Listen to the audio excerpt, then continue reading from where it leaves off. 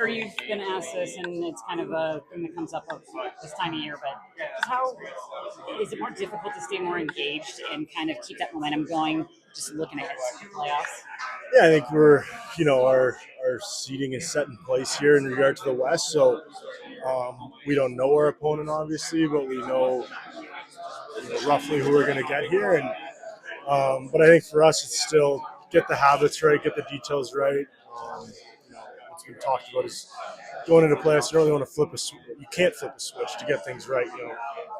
Teams are playing desperate all around the league for seeding and whatnot, and it's on us to keep our details really sharp because teams have been battling for 20 games now to make the playoffs or for where they're at, and it's on us to have that same sort of urgency in our game to get in the right spot and feel confident going into playoffs, not searching for things going into it. What's it like going in the Western Conference champs? You have a chance to play this trophy. Is there pressure? How do you view these playoffs and where you guys are at? I mean, I think pressure is a privilege. I mean, it's the old cliche, but it truly is. And regardless of, you know, where you finish, none of it really matters when it comes to the playoffs. Like, anyone can beat anyone on any given night.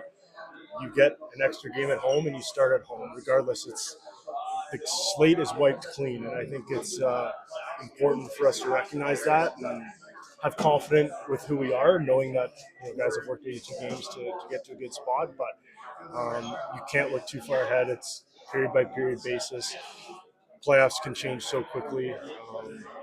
You just have to be dialed in the whole time, and I think that's the challenge for any team. There's can't be any lapses. You can't have any passengers. You got to be everyone all in all the time, and I think we obviously have the capability to do that, and it's just getting things informed to do it at the right time. Nate's always so serious. Can you make him laugh? I can. Yeah, I can. Yeah, a little bit. Yeah. What makes him laugh? What makes him smile? I think giving him the gears back a little bit is, which I don't know if I necessarily tell you guys to do that, but for us, yeah, you can keep it pretty light with him. Obviously, intense personality makes him a remarkable player. Does he have some Kobe in him? Yeah, from the stuff I've watched or read about Kobe and just the sacrifice that he makes on a day-to-day basis to be the best player he can be is incredible. It is nutrition, recovery, time, money, like what he's doing to give himself the best chance to be the player he can be is honestly remarkable. And I mean, he sort of gives some of us the gears when he's out there longer than he's out there longer than we are, and it's like I scored 100 and etc. last year. Like, you guys should be working as hard as I am. That's true. Like, you can't blame him for that. And I think his work ethic pushes other guys. You see him doing creative things, and you try and learn from a guy like that who has great resources and, like I said, he spent a lot of money and time on the body and skill stuff to learn anything you can from him and just watch him. It is a special player to watch. Oh, nice. Yeah, comparisons get tricky, but like, you were one of the guys here in 2022, and it seems like every year we're comparing it to that year.